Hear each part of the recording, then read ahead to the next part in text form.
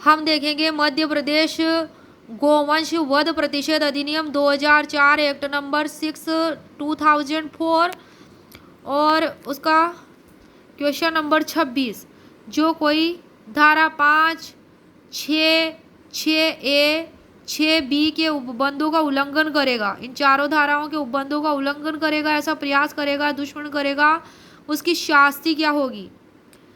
तो उसमें 6 माह से कम नहीं होगी, उसका कारावास और 3 वर्ष तक हो सकेगा, प्लस इसमें जो जुर्माना होगा वो 5,000 से कम का नहीं होगा। ये बात सेक्शन 9 सब सेक्शन 2 में दी गई है, धारा 9 की उपधारा 2 में। अब ये क्वेश्चन 27 परिवहन से आप क्या समझते हैं? तो सेक्शन 2EA में यह बात दी गई है, सेक्शन 2EA यानी कि ग में कि परिवहन से अभिप्रेत है सिवाय उस स्थिति के जबकि ऐसा परिवहन वास्तविक कृषि प्रयोजनों या आनुषांगिक प्रयोजनों के लिए किया जा रहा हो। गोवंश को एक स्थान से दूसरे स्थान पर या तो यान द्वारा पैदल ले जाना ही परिवहन है। अब है क्वेश्चन नंबर 28, परिवाहक से क्या अभिप्रेत है? तो सेक्शन 2EB मतलब ग ख में दिया गया है कि इससे अभिप्रेत है परिवाहक से पहला, गोवंश या गोमांस का परिवहन करने वाले यान का स्वामी। दूसरा, ऐसे परिवहन करने वाले यान का तत्समय प्रभारी व उसका सहायक। तीसरा, ऐसी परिवहन कंपनी का तत्समय प्रभारी। चौथा, परिवहन फर्म का भागीदार। क्वेश्चन 29, वध की परिभाषा। वध की परिभाषा बताइए। तो इसमें यह सेक्शन 2E में दी गई है। क्वेश्चन 30 है, अधिहरण के आदेश के विरुद्ध अपील कौन सी धारा में है? तो यह सेक्शन 11A में है। क्वेश्चन नंबर 31, अधिहरण के आदेश के विरुद्ध अपील की अवधि। आदेश किए जाने की तारीख से 30 दिन के भीतर या ऐसी संसूचना न दी गई हो तो ऐसे आदेश की जानकारी होने की तारीख से 30 दिन के भीतर। सेक्शन 11A उपधारा 1 में बात दी गई है। क्वेश्चन 32 है कि सेक्शन 11A के आदेश के विरुद्ध अपील की 30 दिन की कालावधि की संगणना करने में कौन सा समय अपवर्जित कर दिया जाएगा? तो वह समय जो अधिहरण के आदेश की प्रमाणित प्रति अभिप्राप्त करने के लिए अपेक्षित रहा हो वह समय कर दिया जाएगा इसमें से अपवर्जित। स्पष्टीकरण में दिया हुआ है सेक्शन 11A की उपधारा 1 के। क्वेश्चन 33 है कि अपील का ज्ञापन प्रस्तुत किया जाने पर अपील प्राधिकारी क्या करेगा? अभिग्रहण करने वाले अधिकारी व किसी अन्य व्यक्ति को अधिहरण के आदेश से प्रतिकूल प्रभाव पड़ने की संभावना है तो अपील की सुनवाई की सूचना देगा और मामले के अभिलेख मंगाएगा सेक्शन 11A(2) के तहत। क्वेश्चन 34, अपील प्राधिकारी अपील किए जाने की सूचना किसको भेजेगा? तो लिखित में DM को भेजेगा section 11A sub section 3। Question 35, सबूत का भार किस पर होगा? अभियुक्त पर होगा धारा 13A के तहत। क्वेश्चन 36, कठिनाई दूर करने की शक्ति किसके पास है? तो राज्य सरकार के पास है धारा 16 में।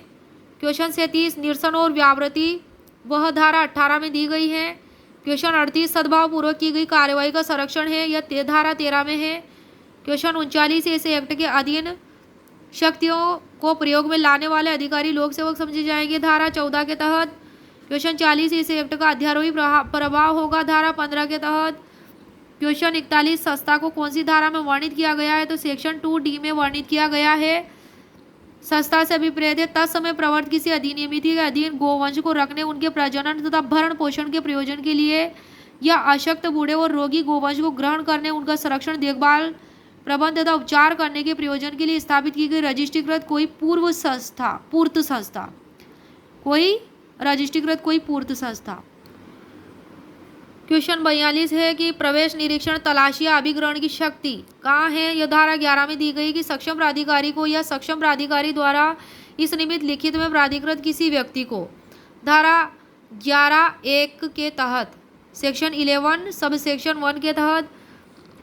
क्वेश्चन 43, धारा 4, 5, 6, 6क, 6ख मतलब इन 5 धाराओं के उपबंधों का अनुपालन सुनिश्चित करने हेतु उपबंधों के पालन हेतु कौन किसे नियुक्त कर सकेगा? तो हेड कांस्टेबल की पद श्रेणी से अनिम्न पद श्रेणी का कोई पुलिस अधिकारी या सक्षम प्राधिकारी द्वारा इस निमित्त प्राधिकृत कोई व्यक्ति को।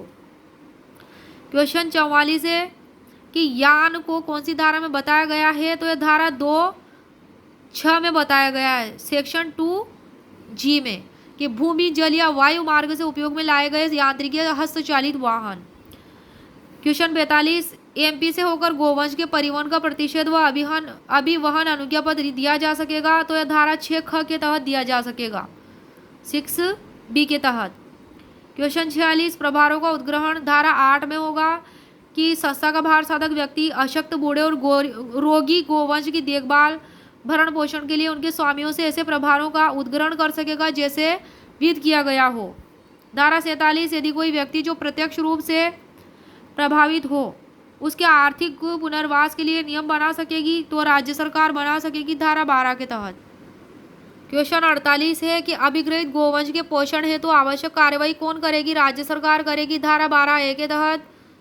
धारा 49, पशु चिकित्सा अधिकारी यह दिया गया धारा 3 के अधीन नियुक्त व्यक्ति, और यह धारा 2F धारा 2 में भी दिया गया है, सेक्शन 2F में। अब है क्वेश्चन नंबर 50, अपील के पक्षकारों को उनका प्रतिनिधित्व उनके अपने अपने विधिक व्यवसायों द्वारा किए जाने की अनुज्ञा दे सकेगा, तो अपील प्राधिकारी देगा, धारा 11A उपधारा 5 के तहत।